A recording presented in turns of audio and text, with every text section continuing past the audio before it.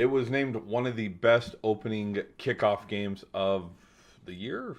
So it was named something like that. Like there was a big title behind it, like the number one game, the number one kickoff weekend in college football history.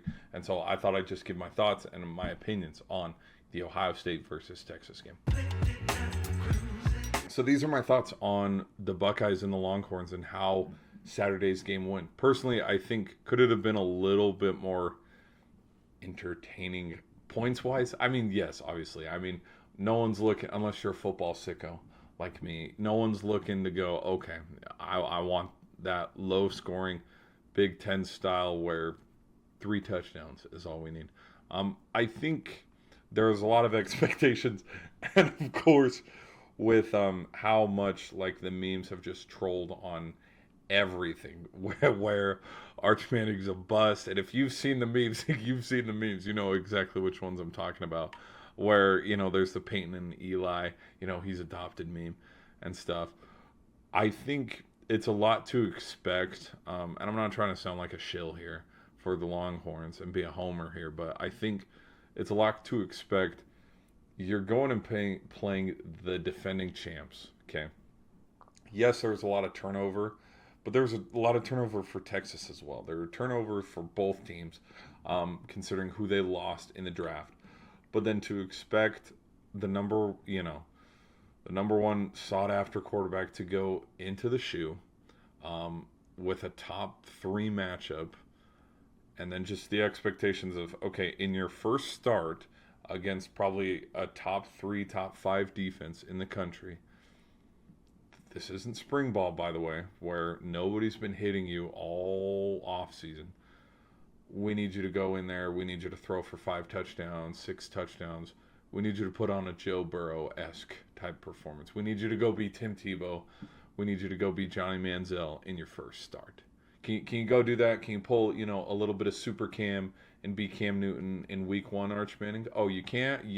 You're shit. You must be dog shit then. So I think just the expectations were a little too high. The lights were a little too bright, but it's not to take away from the fact that Texas is still going to be a damn good team this whole season.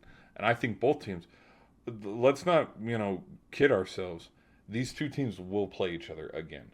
They will run into each other again because both defenses, the quarterback play was spotty and there were spotty moments, and people were also trolling the sidearm mechanics of Arch, but with how well both defenses played, I'm not going to be surprised when Ohio State and Texas play each other again, but then also Clemson and LSU, or they just kind of rotate a little bit where Clemson's running into Ohio State, LSU's running into Texas, where all 4 of those teams, hell of a defense.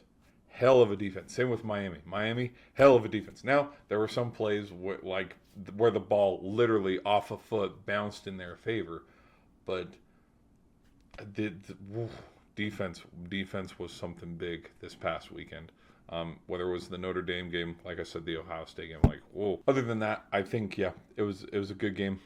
Enough of me rambling. That's my thoughts on that. I think we'll see where Texas goes. I think you build a little bit of confidence with your other non-conference games before you get into SEC play, because, oh man, if Arch Manning doesn't figure it out, it's going to be a long season.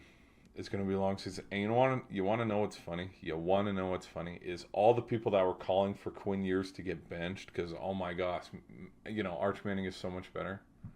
I think it's funny now because it's no, I think shockingly enough, I think Coach Sarkisian knew what he was doing by keeping Ewers out there. But anyways, that's my thoughts on that. What were your initial reactions after this big matchup in week 1? Be sure to let me know in the comment section, and I'll see you in the next video.